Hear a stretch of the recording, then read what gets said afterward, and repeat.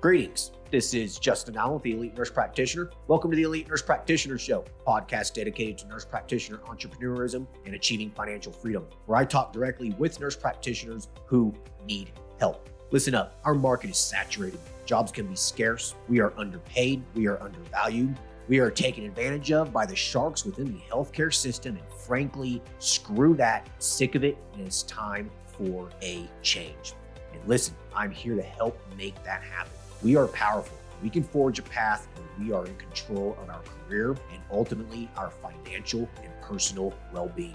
You do not need to submit to healthcare administrators and your doctor overlords. You do not have to take the measly salary. You do not have to work 50 to 60 hours a week. There is a different way, and I'm here to show you that path. This podcast is raw and unfiltered. I have not talked with the nurse practitioners in this podcast prior to the call outside of an email exchange to schedule the episode. What you're about to listen to is a consultation session between a nurse practitioner and myself. It is real, it is unscripted, it is unplanned, and I have no idea what we're going to talk about. Anything and everything can happen during our conversation. The nurse practitioners in these episodes are struggling with an issue in their professional or financial life, and they have reached out to me for help. My goal is to help the nurse practitioner with actionable advice that will enhance and improve their professional, business, and financial life. My other goal is to hopefully help my nurse practitioner sisters and brothers build a more productive, powerful, and free life. So I hope the content and information within these podcast episodes does just that. All right, onto the episode. Hey everyone, today we'll be talking to Ryan, who's a family nurse practitioner. Currently, he is working full-time at a pulmonary practice. He's wanting to start a Telemed men's health clinic where he'll focus on testosterone replacement therapy, weight loss, and peptides. He is in the initial stages of starting this practice, so he hasn't got going yet, so he's just basically starting out and is needing help with practice setup, growth strategies, geographical considerations, and non-compete concerns. Hey Ryan, how are you? I'm doing well. How are you? I'm good, man. So tell us about yourself. How long have you been a nurse practitioner for, and what sorts of things you've been up to? Yeah, so I've been a nurse practitioner over 18 years. I've worked several different, disciplines, but primarily in pulmonary critical care medicine for most of my career. As get kind of burned out working in the sick care system. I have a passion for health and fitness and true preventative medicine and actually helping people. So, I've had a side business as a health coach before, and I'd really like to just take, some of what I've done with that and the results from that and grow it more with a men's health practice. Cool, man. Yeah, I don't blame you. You're pretty much in the insurance-based business, right? Absolutely. Yep. Absolutely. Yeah, it sucks. Okay. So you've done a health coaching thing before in the past. Mm-hmm. So have you had a business on your own before? I have a very small business. I wasn't able to do everything I wanted to do. I wanted to tie in the medical stuff, labs and TRT and those sorts of things. It was primarily like lifestyle coaching, getting the nutrition and fitness down. People had amazing results, but I just wanted to take it, another step beyond what I was able to do just simply as a health coach.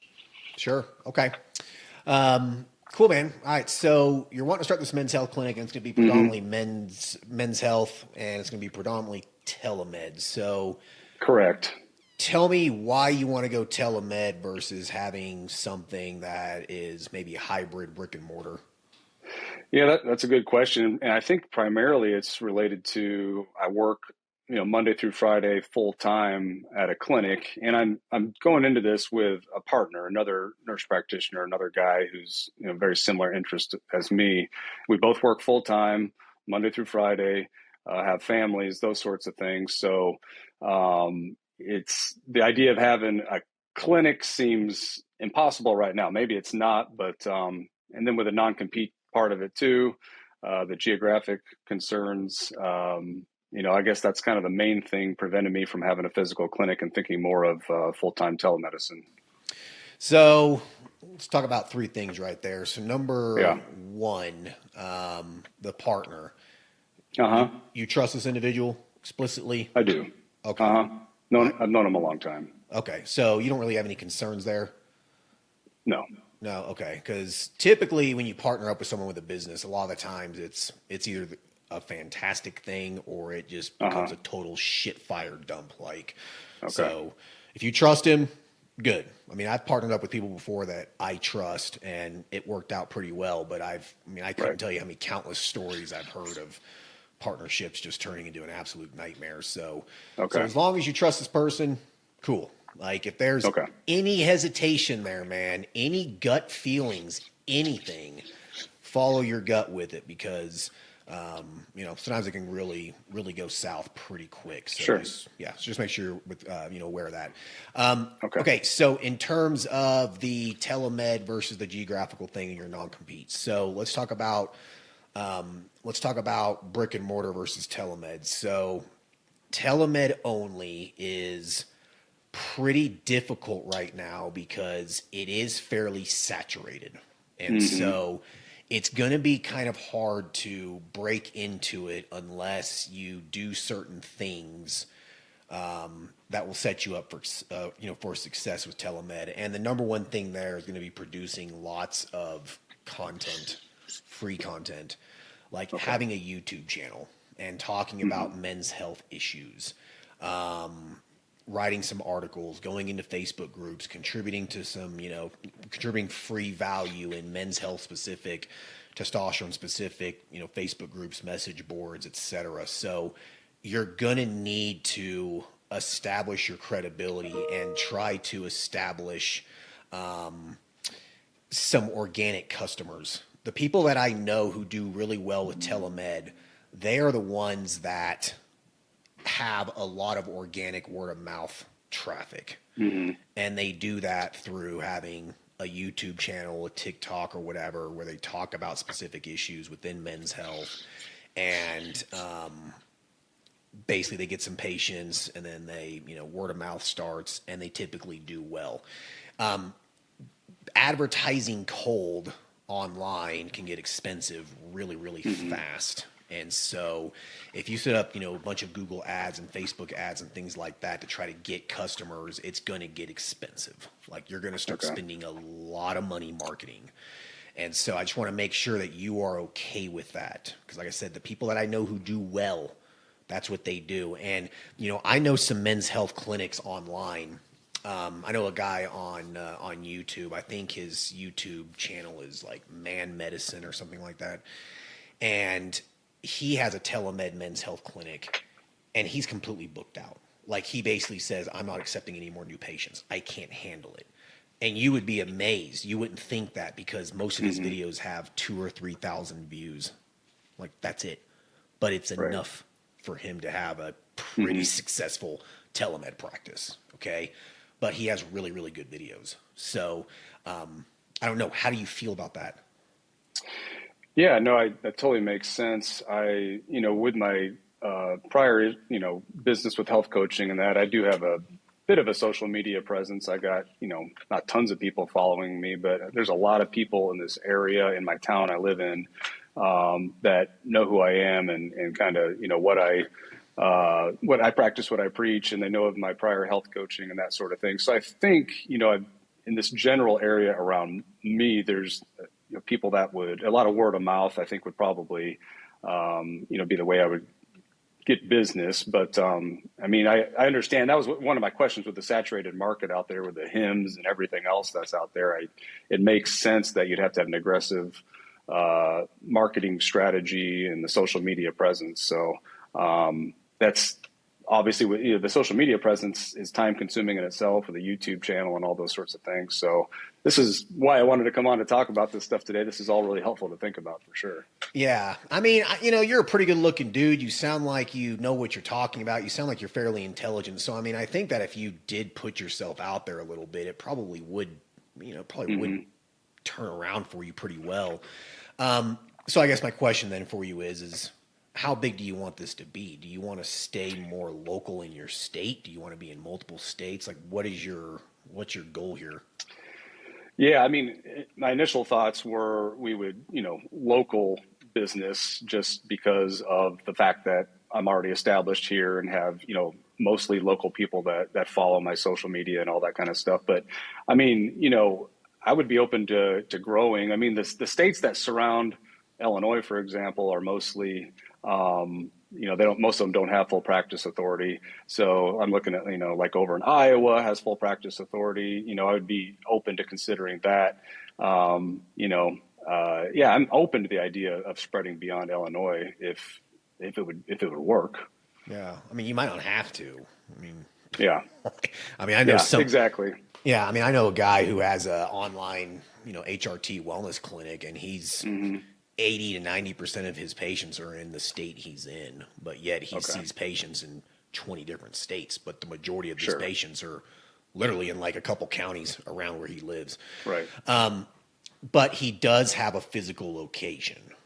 Okay. That he doesn't really go to. It's just kind of there. Like he's had this place for 5 years. He pays $700 or $800 a month for it or whatever. But he has some kind of local established presence there. He does have a practice that he can go and do an IV infusion, or he can go do maybe like a quick procedure or something like that at, So he uses it as more or less his supply, like his supply warehouse, kind of like was where he where he has a lot of his meds and stuff, or his supplies where he ships the patients, because if you're going to ship patients syringes and things like that, you're going to have to keep it in your garage if you're at your house, you know what I mean? But if you have like a little office or something, you can make it a little bit more professional. And plus you have that Google business listing too, which is critically important. So, so I guess then if, you already have kind of an established base of people that I mean, that could snowball into something pretty, pretty profitable. Having a little brick and mortar place, man, isn't really that expensive, and it'll pay for itself. I promise you it will. So what are your thoughts on like, I'm sorry, go ahead. Oh, I was going to say, what's the competition like in your area for Men's Health? There's not much at all. I mean, there's one clinic in town that's close to us, but it's kind of not real well respected, I would say. And then there's one other place that's an insurance-based place that does like more integrative kind of stuff, like general integrative medicine. It's not Men's Health specific. So there's not a lot actually in this area. So if you don't have a Men's Health clinic in your area, what's the population of your general area? It's probably about 300,000. It's more than enough. Okay, so then it might be worth the investment, man, to just look for something small and simple. A Men's Health clinic does not have to be fancy. It doesn't have to be expensive. Men don't care. As long as it's in a decent part of town and it's not, as long as, there's not fucking the roof's leaking or something. I mean, as long as it's okay, it'll work. So, like, have you looked around to see how much rent is? No, I haven't, because that hasn't really been on the radar until now, until us talking. So look into it, man, and just see. You might be surprised if you can find something that's in a decent location for $1,000 a month. I'm telling you, it'd be worth just spending the $1,000 a month and getting it. You can furnish it. You can furnish it and get it supplied pretty cheap. I mean, you can go to Facebook Marketplace, man, and just find furniture for nothing, So, like, you can get it furnished pretty quick. You don't need an exam table for Men's Health. You really don't. You could just have a recliner, I mean, you really don't. You don't even need an exam table. You need a simple vital signs machine, some basic supplies, a couple couches, a couple chairs, some tables and stuff. Like, you could probably get the full thing furnished and set up and ready to go, man, for a few $1,000s. I think like pictures, furniture, everything from my Men's Health clinic, man, I think I didn't spend more than $3,000, and it was completely furnished, and it's decent, I remember driving to someone's garage and picking up a couch, and that couch I bought it 5 years ago. It still sits in our lobby. Like, still works, why, So you might want to look into it, because if you do have a physical location, you get the Google business listing, which is, I'm telling you, you're going to get a lot of patients from that. 50% of my patients come from my Google business listing. That's it. People just search and they find it. Okay. So it'll pay for itself. And plus you might get some walk-in traffic too. And you don't necessarily have to have a staff member there, man. I mean, you can just be there on Saturdays or Friday afternoons or whenever it's open. You just put a sign out that says, this is a concierge clinic for men, our hours are very specific, and just leave it right there. If you have a question, please email here or call this number.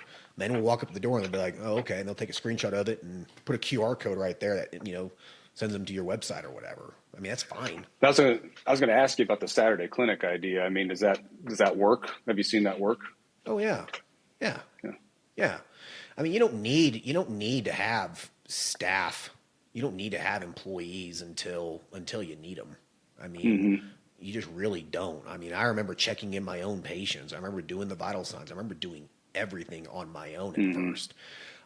It's fine. You just do what you got to do. But you might be amazed that, a month or two goes by and you get a couple dozen patients and you start seeing that revenue start coming in. And after you pay for rent and stuff, you'll see what's left over, and you'll look at that and you'll say, you know what, I can probably afford to hire a little part-time MA to be in here 20 or 30 hours a week just to, answer phone calls, schedule patients. If people walk in, someone there who can draw labs, who can give injections, who can, do things like that. It doesn't take long. I mean, you pay this person $20 an hour, at 30 hours a week. I mean, you're only talking about $600 a week, $2,400 a month. It's not that much money, really. When you get dozens and dozens of patients, it pays for itself very, very quickly. So right. Don't worry too much about that. You can get away with one employee, man, for easily a year or two. Yeah. I guess my biggest concern is working, full time, and my partner working full time. Like if, like you said, maybe like a Friday afternoon or Saturday, like in your experience, like guys will come in on evenings and weekends to be seen. Yeah, dude, they'll come in. Like, I mean, if that's your only availability, they'll make it work if they're serious and they're interested. I mean, I don't really remember losing patients because we couldn't get them scheduled based off of my availability. I don't really ever remember that happening. I only ever saw patients at my men's health clinic on Friday afternoons for the first 2 or 3 years. That's it. I only saw patients from 12 to 5 on Friday afternoons. That's it. I didn't see patients any other time. That was it. And it worked. I was working full time at the urgent care. I was doing medical cannabis. I was picking up shifts in the ER. I was working on Elite NP. I was doing all that stuff. Friday afternoons, that was my men's health day. And I was able to, build up a practice. And so, so you can make that work, Okay. And every once in a while you might get a patient who just says, I can't do Friday afternoons. I just can't. Okay, fine. Are you cool with a telemedicine visit Wednesday at 6:00? Yeah, I'm cool with that. Okay, I'll just make it work. You know what I mean? So, yeah. So just be flexible with it. Yeah, definitely. Yeah. So think about it. I think your chances of success having a brick and mortar location are going to be a lot higher than doing telemed only. I honestly do. I really think that your chances of success will be a lot greater if you can just get a little office, dude. 750 square feet. It's all you need. You don't need anything crazy. Guys don't care. Yeah, they don't care, man. A little waiting area, an exam room, little office, a bathroom, somewhere where a receptionist can sit, a supply closet. That's it. That's it. That's all you need. Okay, cool. Yeah. So this isn't your standard insurance-based practice. You're not going to have patients sitting in rooms waiting for you to come in. It doesn't work that way. One patient at a time. That's all it's going to be scheduled. You see that patient, they leave, the next one walks in the door because that's when that's their scheduled time. Like, you don't have people waiting in the lobby. You just don't. If you do, you might have one person waiting there for 10 minutes for their appointment. So, yeah. Cool. So, any questions about geographical location, telemed? No, I think that answers a lot of my questions and questions I didn't even know I had. So, yeah, I appreciate it. Okay, cool. Now, in terms of the non-compete, that was that third point. You're doing men's health and you work at a pulmonary clinic. I mean, is there really a concern here? Probably not if I were to take it to an attorney. Yeah, I doubt that. You're not competing against them at all. It's completely different. Right. I'd say you're probably okay. I mean, the only language in there that you'd have to be worried about is that if there's some kind of language in there that says, you know, you need to focus your efforts on your job. You cannot have any kind of outside interests. Yeah. Yeah, you cannot spend more Nothing than like that. Yeah, if there's nothing like that in the non-compete, then I wouldn't worry too much about it. Just kind of read what's restricted. And it's probably just going to be services that are aligned with this practice, which is pulmonary services. I think you're probably going to be fine. It's pretty broad. It says something like cannot provide, advanced practice nursing services within a 25-mile radius. It's a very generic, it's on everybody's contract, no matter what specialty you're in. So the question there is, do you even know if non-competes are enforceable in your state? I'm not sure. I would just look it up. They might not be. Yeah. A lot of states, they're not, man. Like, if it's not enforceable, then don't even worry about it. It is a scare tactic and nothing more. Okay. Look it up. If they are enforceable, then, hiring an attorney, they're probably not going to really tell you anything you can't look up yourself. They're probably not going to tell you anything that you can't find on ChatGPT. You can literally go to ChatGPT, upload that contract in there, tell ChatGPT what it is that you want to do, and it'll break down risk scores for you on how risky is this to do. I would just use ChatGPT and just do some basic research. I don't think I'd hire an attorney. I think it'd be a waste of money. Yeah. Yeah, it looks like I have a little more homework to do. Yeah. I mean, it'd probably take you 30 minutes, man. Yeah. So I would look up that, and then also ask yourself too, how valuable are you to that practice? It's a fair question. Right. I mean, I don't know. You answer just real quick. I'm just curious. I'm valuable. Like, if you left, would they be scrambling? No. No. So I guess really the question is that, are they even going to care? Like, if you're a pretty valuable asset to them, you work, you generate revenue, you're a good employee, you show up on time, et cetera. Is it really worth them even pursuing you for something like this if it doesn't affect your job? Probably it's not going to be worth their time. So, as a business owner myself, I would probably never really pursue someone who breaks a non-compete. Why would I? It'd be a waste of my money, Yeah, fair point. Unless they were screwing me over. And you're not going to be screwing them over. So they really don't have any grounds. So you have two options here. You can either tell them what you're going to do, and you're stirring the hornet's nest, right? You see a hornet's nest right over there, and you're going to grab a stick and you're going to stick it in there for no reason. You want to do that? You can let them know, see what their response is. It can go one of two ways for you. It can go good or go bad, right? They could tell you, yeah, we don't care, whatever. Or they could say, no, you cannot do that. Now, when they tell you, no, you cannot do that, now you're going to be walking on eggshells if you do decide to do it. Right. So sometimes it's better not to have an answer. Sometimes it's better to not ask the questions you don't want an answer to. And I think this is a question you really don't want an answer to. So that makes sense. Right. I don't want to stir that hornet's nest and see if they're going to sting me. Why would I want to? Why would I want to do that? So the other option is you just do it and just keep your mouth shut. And if they decide to mention anything about it, then that's when you deal with it. You could just simply state, this has nothing to do with pulmonary, so I didn't think it was a concern. I didn't think it was necessary to talk to you about it. And and that's it. One of three things will happen probably is that they'll just say, okay, you close it down or you're fired, which probably isn't going to happen. They just won't even bring it up if they find out. Or number three, they'll just give you give you blessings on it and say, as long as it doesn't affect your job, we don't really care.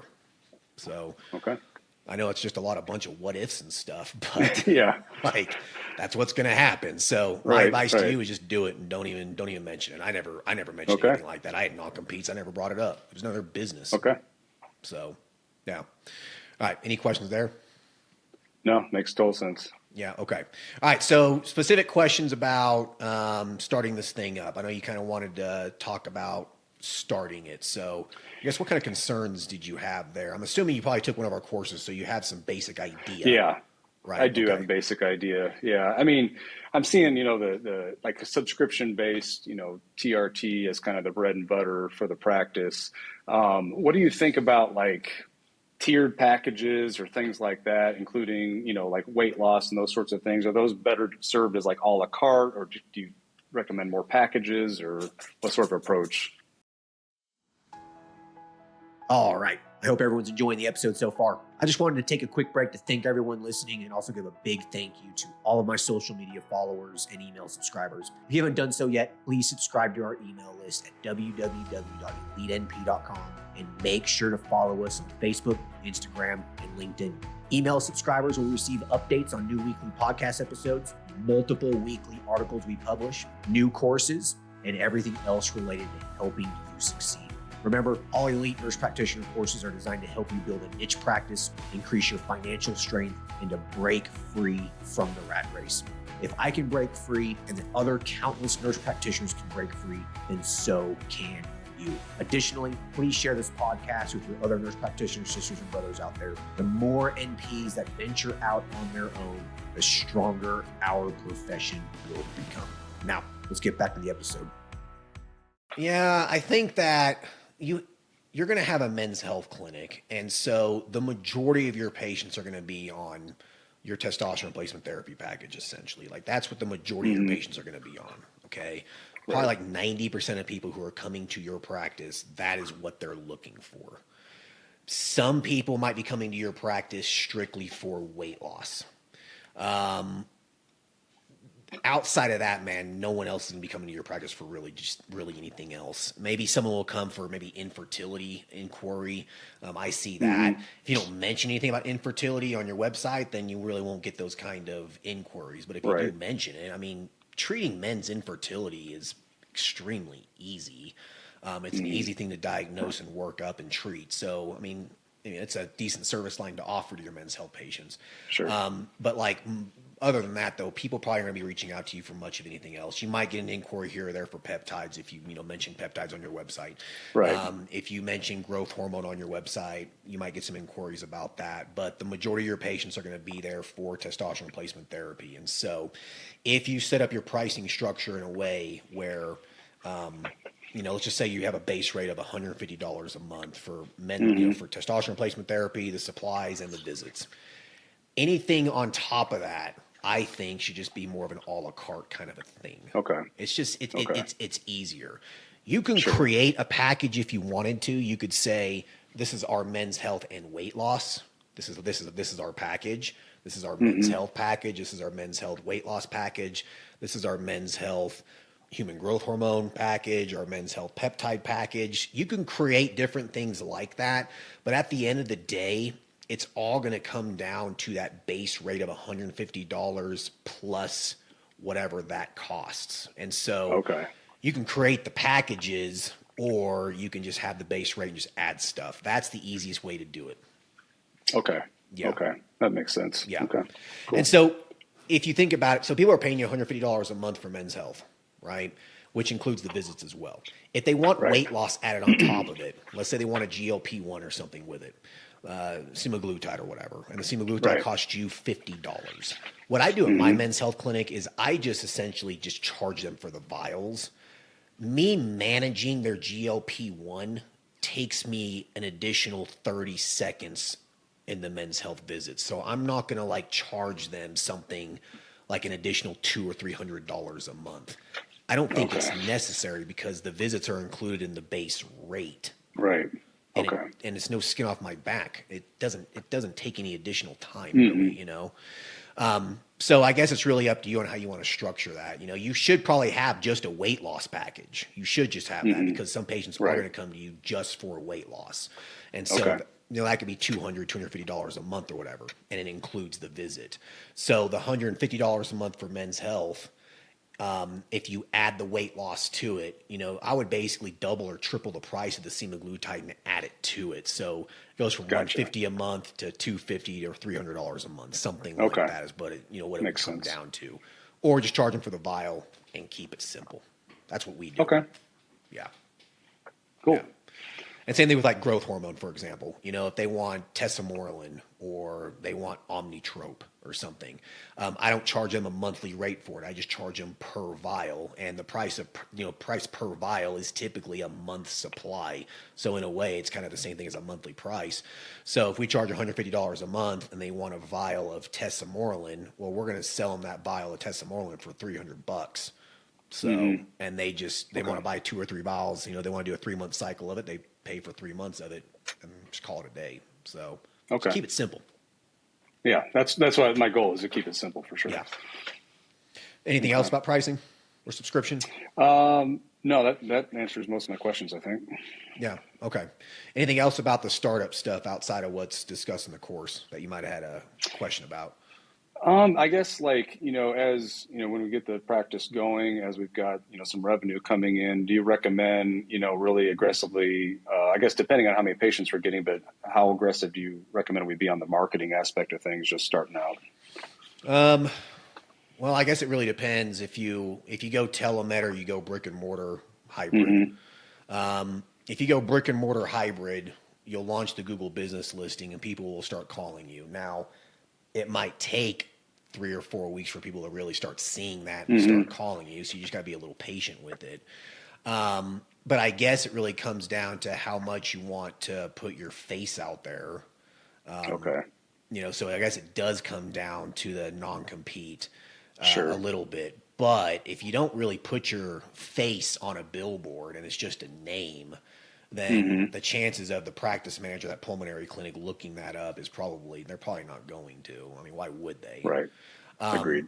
Yeah. So I would say that if you want to grow this thing quick, I would be kind of aggressive with marketing it. It just depends on really what your goal is. Is your overall goal for this practice, is your goal to have this thing just be a part-time side gig that generates an extra $10,000 or $20,000 a month in your pocket and you keep working? Or is your goal to eventually get out of your job and focus on your business? I'd say the eventual goal to be get out of my job and focus on the business. That'd be amazing. Yeah. Okay. So then I think that what I would do is for the first month, I wouldn't really market it much.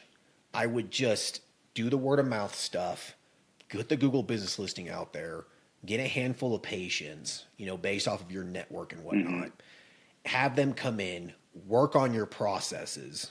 Okay. Work out the kinks, basically. You just, dip your toes in the water. That way, you figure out your flow.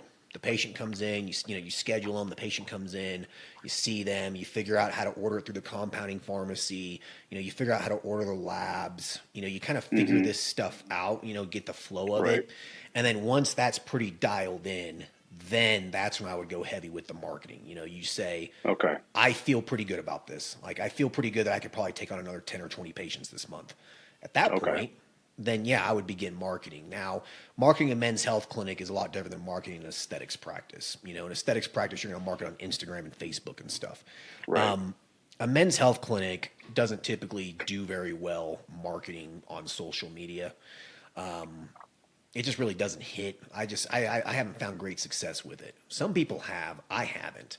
And so if you're just wanting to stay local and regional, then putting a billboard or 2 up is a good way to just kind of get the name out. Okay. You only got to do it for 2 or 3 months. That's it.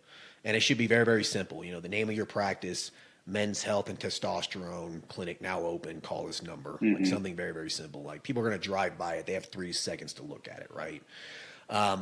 And so you could do that, put a billboard out.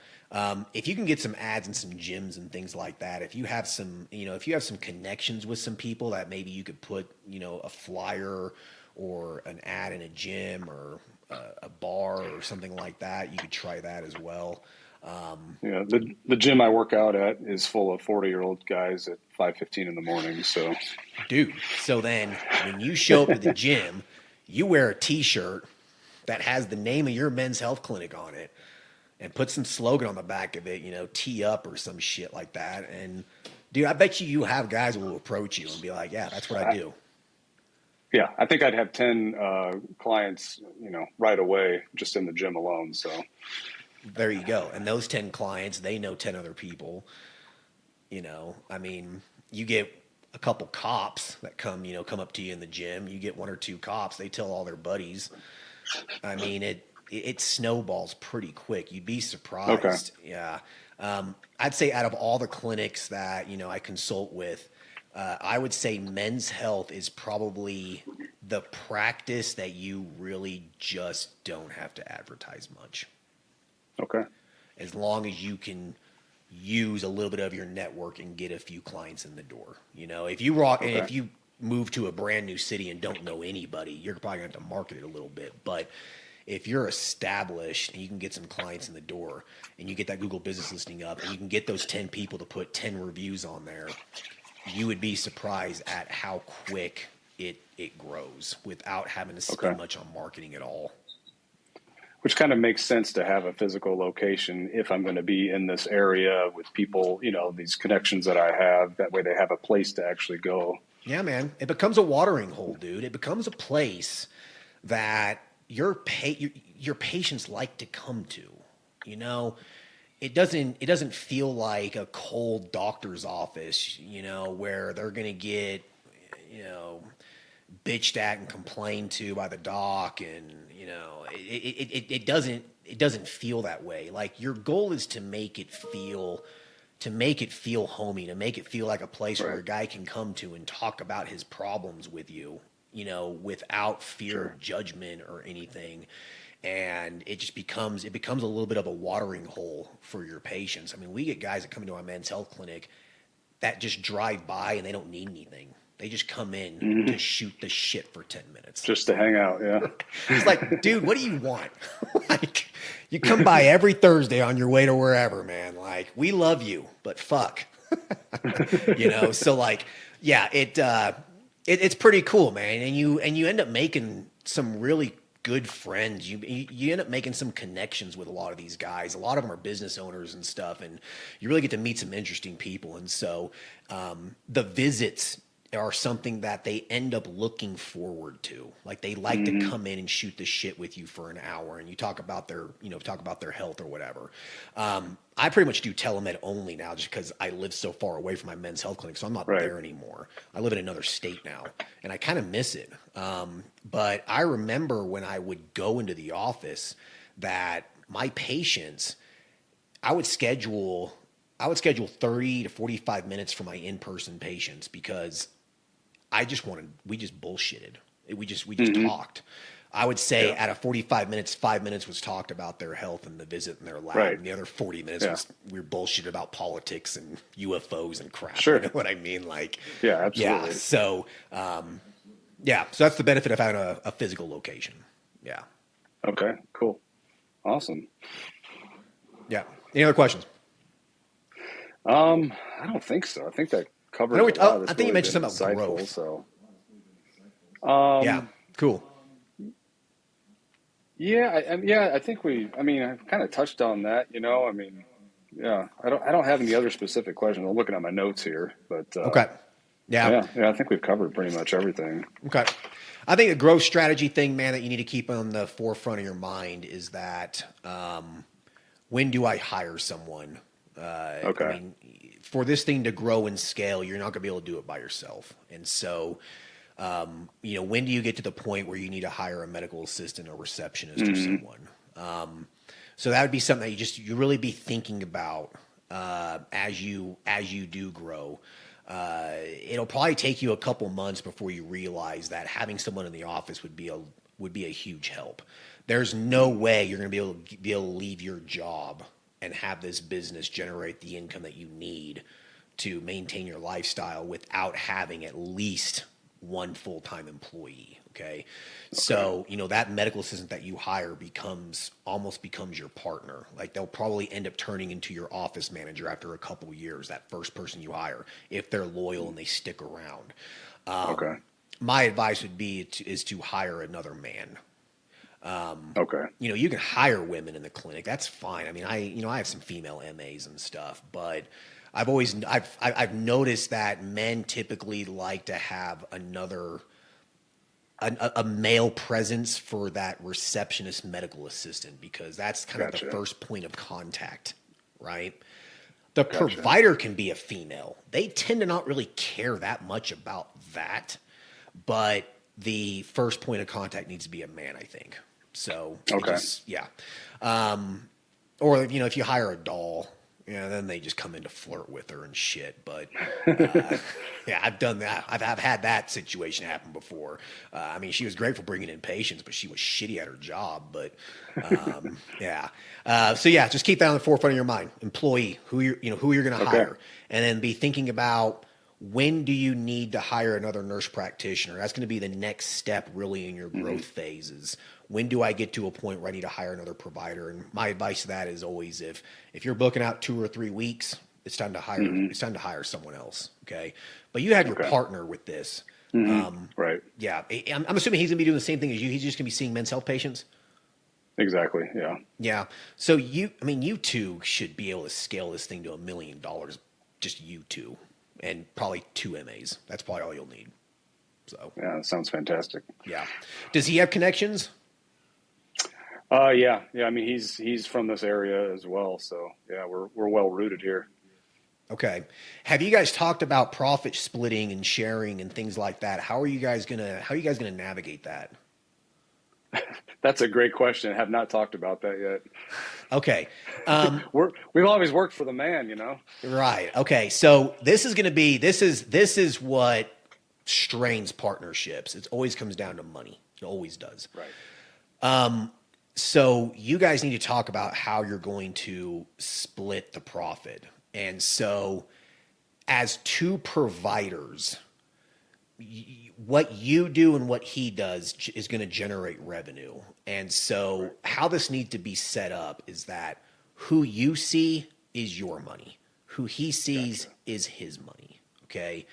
And then the split there, you both need to agree that we're going to take out this amount of money to pay for expenses.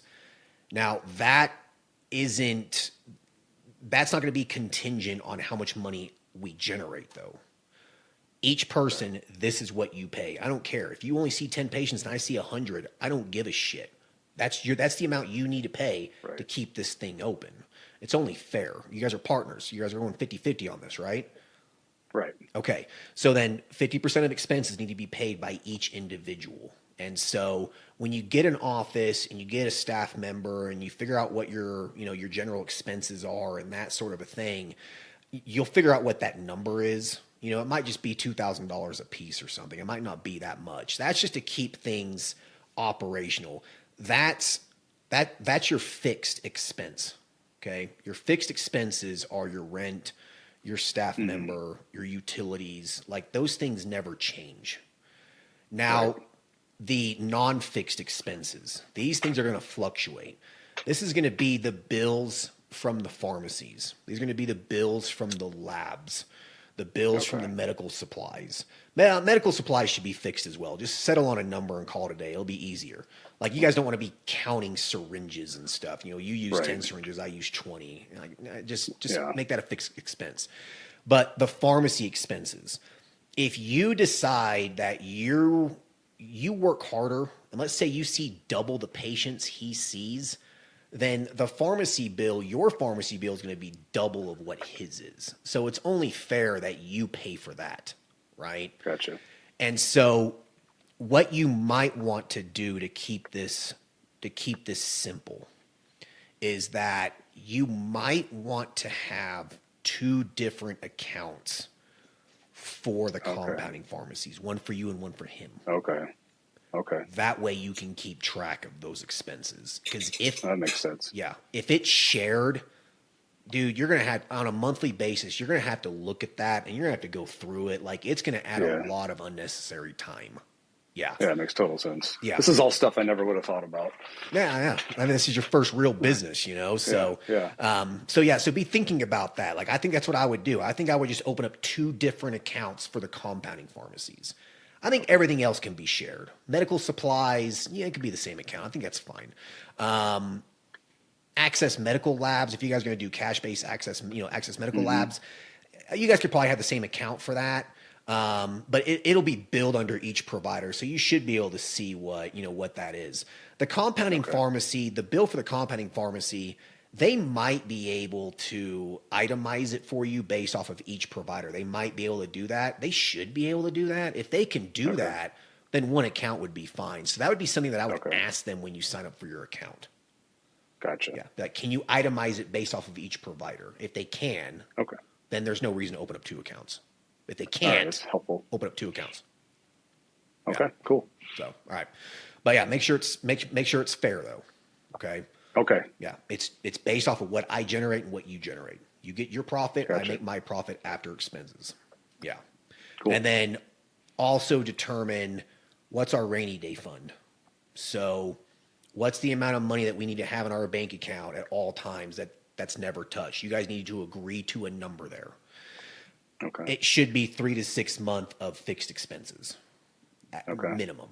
Okay. So if you have a fixed expense of, let's just for easy math, let's say it's $5,000 a month, you guys should have at $15,000 in your account at all times. It never, like that account, that never changes. And you both should equally contribute to that.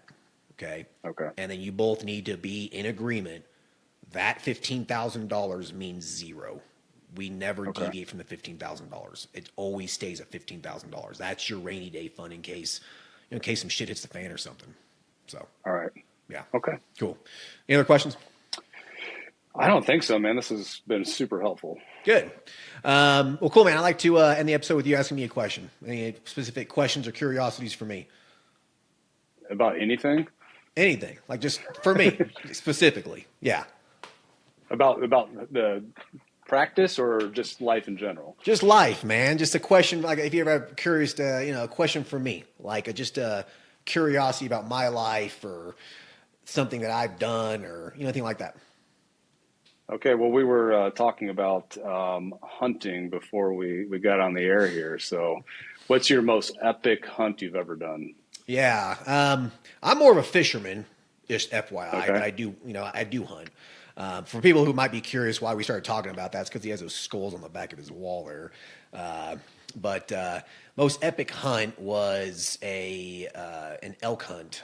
So it was in New Mexico. It was late October, and it had snowed. I think it snowed the week before, but then it kind of started drying out a little bit, and there was probably spots that had, I don't know, foot or two of snow. And we had got up at 3:00 in the morning and we drove up the mountain. And mind you, the cabin that we were staying at was at probably 6,500 feet. And the place that we were hunting at was about 11,000 feet. And so we're driving on this windy ass road up the mountain to get to basically BLM land, just, public land essentially. And we were the only people out there. I mean, who the fuck's going to be out there at 3:00 in the morning in snow, like who does that? Right. And, anyways though, so we get out of the truck, we're putting our headlights on, we're all bundled up. It's colder than hell. And, only one of us pulled, an elk tag. And so it wasn't me. It was someone that was with us. It was 4 of us, and he pulled the elk tag. So it had to be him who shot it. And so, I'm a very, I have really good stamina. And so, I'm kind of just like, I don't know, I guess it's the Neanderthal in me. I'm just made to go up mountains and shit. So I'm the scout. And so they go this way, I go up this mountain. And I go up this mountain and I have, flashlights and binoculars and all this kind of stuff and elk call. And so I'm on top of this mountain. They're down this valley and I spot movement. The sun's starting to rise a little bit. It's like 5:00 in the morning now. And I see some shadows move and I'm like, those are elk. And so we actually had cell signals. So we didn't need walkie-talkies. So I basically text them. I was like, hey guys, there's some elk coming over this ridge right here. And they're like, okay, cool. We're going to settle down right here. So I made my way back down the mountain and I sat, I got next to them. And the sun was rising and the sun hit the mountain. So the sun was rising behind us. And so the light was facing on this ridge, and this herd of elk come down. Had to have been 30 of them. And there was one male, there was one bull, and he was leading them.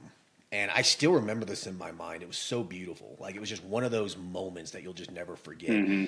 This elk comes down, the male does. All the females are probably about 30 or 40 yards behind him. He just walks down. He's right in front of us, and the sun's rising, and the sun is hitting him. And he just looks like this majestic stag, just like standing there 150 yards in front of us. And he's just standing there, and the sun's just bathing him. And he just stands there. And we just hunt was done in an hour, like 3 hours after we got there. Like, that was it. Man, that never happens. That's awesome. Like, that was it. And then the next year we were out there for 3 days and didn't even see one. I know. You see those people go out there for 7 days and never see one. Yeah, awesome. It was just like, cool, it was story.